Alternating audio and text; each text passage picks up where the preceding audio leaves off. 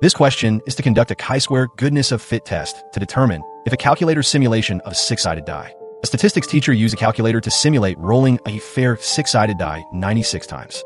The outcomes were saved in a list, sorted, and tallied into a frequency table. The results showed that phase 1 occurred 19 times, phase 2 occurred 15 times, phase 3 occurred 10 times, phase 4 occurred 14 times, phase 5 occurred 17 times, and phase 6 occurred 21 times. Based on this data, does it seem like the calculator simulation represents a fair die, or should we suspect that something is off? Step 1. State the hypotheses.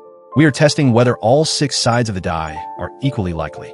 The null hypothesis is that the probability of each face showing up is the same, which means the probability of face 1 equals the probability of face 2 equals the probability of face 3, and so on, and each is equal to 1 divided by 6. The alternative hypothesis is that at least one of those probabilities is not equal to 1 divided by 6. Step 2. Decide on the test. Because we are comparing observed counts to expected counts across categories, this is a classic case for a chi-square goodness of fit test. This test helps us determine whether the differences we see between observed and expected frequencies are large enough to be considered statistically significant. Step 3. Find the expected counts. Since the die is assumed to be fair under the null hypothesis, we would expect each face to appear equally often. So, we take 1 divided by 6 and multiply it by 96. That gives us 16 as the expected count for each face. Step 4. Calculate the chi-square statistic. Now we compare observed counts to expected counts. For each face, we take the difference between the observed count and the expected count, square that difference, then divide the result by the expected count.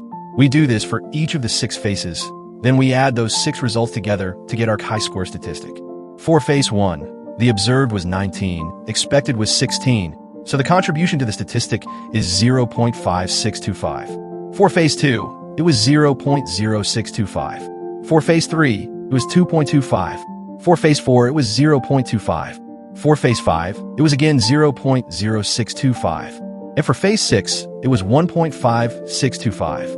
Add all those up and you get a total chi-square statistic of 4.75. Step 5. Determine degrees of freedom and p-value.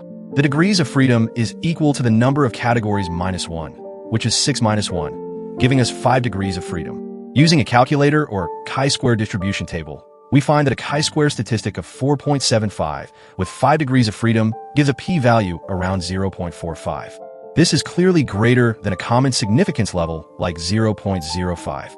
Because the p-value is greater than 0.05, we fail to reject the null hypothesis. That means we do not have enough evidence to say the die is unfair. The variation in outcomes we observed is quite reasonable for a fair die, given the number of trials. Always check that your expected counts are large enough, generally at least 5. And remember, a high p-value means any differences you're seeing are likely due to chance, not bias. That's it for this question solving. This video is based on our math tutoring blog and class recordings. Hope you enjoyed it. Please subscribe to our channel Math Tutor 80 to 85 and turn on the notification bell. Press the like button. Thank you so much.